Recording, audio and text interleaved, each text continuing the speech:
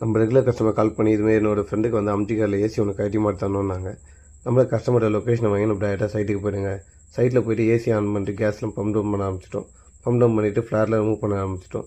Flair remove பண்ணிவிட்டு outer base போல் remove பண்ணிவிட்டு outer remove பண்ணி கீழே வச்சுட்டு அவுடர் ஸ்டாண்டி ரிமூவ் பண்ண ஆரம்பிச்சிட்டோம். அவுடர் ஸ்டாண்டை ரிமூவ் பண்ணிவிட்டு இன்டோர் ரிமூவ் பண்ண ஆரம்பிச்சிட்டோம். இன்டோர் ரிமூவ் பண்ணிவிட்டு இன்டோர் டெம்ப்ளேட்டு ஸ்டெபிலைசர்லாம் ரிமூவ் பண்ணிவிட்டு வச்சுட்டோம். கஸ்டமர் வந்து புது வீட்டுக்கு ஷிப் பண்ணி கொடுத்துட்டாங்க. ஷிப் பண்ணி கொடுத்தோன்னே கஸ்டமர் கையோட வாட்டர் வாஷ் பண்ணி மாட்டிடலான்னு சொன்னாங்க. சரி, அதனால் நம்ம வாட்டர் வாஷ் பண்ணுறதுக்கு இன்டோர் பார்ட்டாக பிரிக்க ஆரம்பிச்சிட்டோம். பயிர் காயில் எல்லாமே வாட்டர் வாஷ் பண்ண ஆரம்பிச்சிட்டோம். வாட்டர் வாஷ் பண்ணி முடிச்ச கையோட என்ன பண்ணோம், அவுடோரையும் வாட்டர் வாஷ் பண்ண ஆரம்பிச்சிட்டோம்.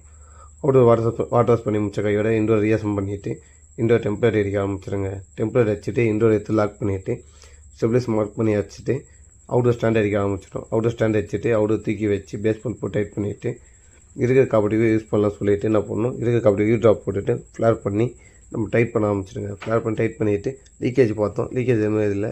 கையோட வேக்கம் போட்டுட்டு ஏசி ஆன் பண்ணுங்கள். ஏசி ஆன் பண்ணி கூலிங் எல்லாம் செக் பண்ணேன். கூலிங் எல்லாம் கரெக்டாக இருந்தது. கஸ்டமர் இன்ஃபார்ம் பண்ணிட்டு சைட்லேருந்து கிளம்பி வந்துட்டேங்க. இது போல் சர்வீஸ் சொன்னால் கீழே நம்பருக்கு மறக்காமல் கால் பண்ணுங்கள்.